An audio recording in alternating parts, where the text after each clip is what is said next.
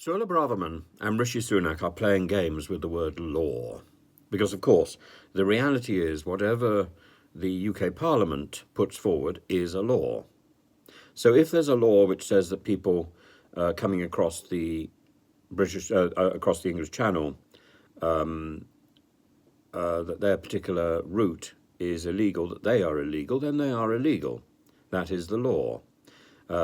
Now, that may not be upheld by international law, and that may be in defiance of the principles of the 1951 Refugee Convention.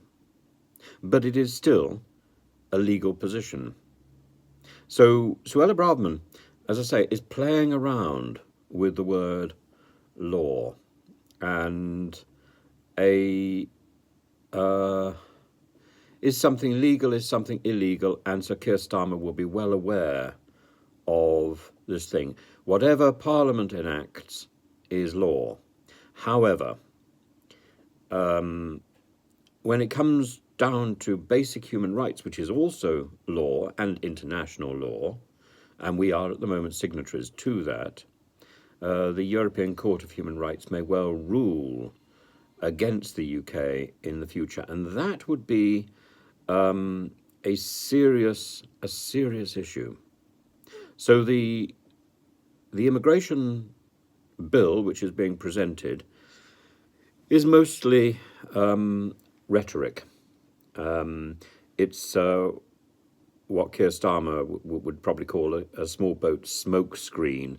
It's tactically useful. It's tactically sensitive. Should the main purpose of the bill be to prepare for the next election and to put the Rishi Sunak government in the best position to appeal to the sort of Conservative voters who voted through Brexit and who were fired up by the sort of rhetoric put forward by Nigel Farage. I personally think all that is wrong. I also think that there is a way forward independently. This immigration bill really has no hope of achieving anything in the short term because the Rwanda settlement is delayed in the courts at least until Christmas, possibly until March, because it's got to go through to the Supreme Court. And there may be further delays and further challenges in the meantime. In fact, of course, I would hope that there are. So, in a way, all of this stuff about small boats is pie in the sky.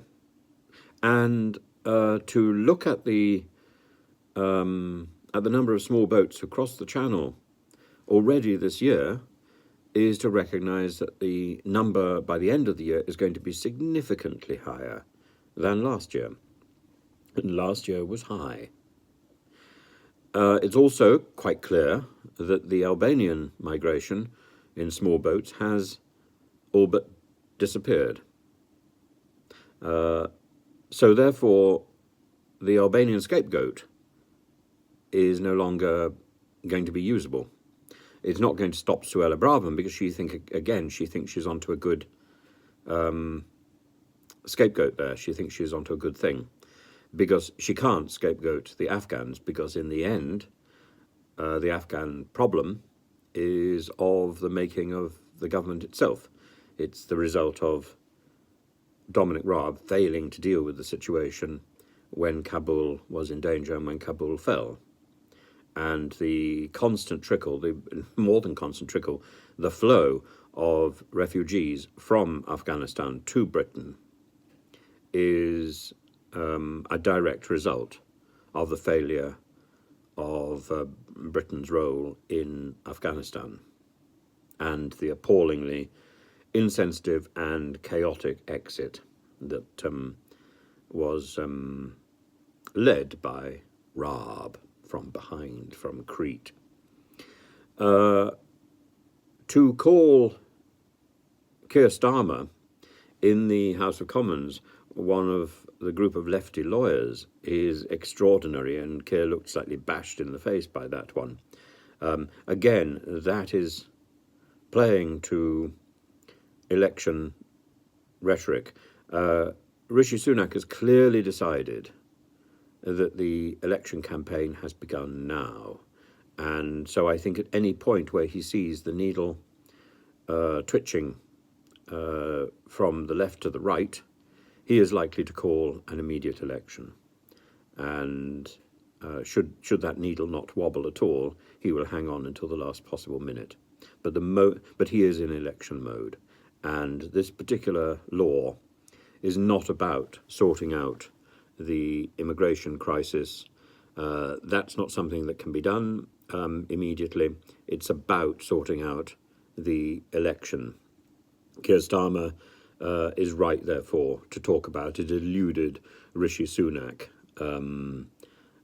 and because if he thinks he can sort it out with rhetoric, he can't. And meanwhile, I'm sure he's hoping that he can delay producing his tax returns, as he said he's going to. He will do it very shortly. Well, very shortly is not a very clear statement of intent. There are a number of extraordinary loopholes in the immigration bill as it stands, and any decent immigration lawyer who looks at it, should it get through Parliament, will see that it's going to be very difficult to detain people, even should they have been detained because they have crossed into the UK in the wrong way. It's simply not going to work.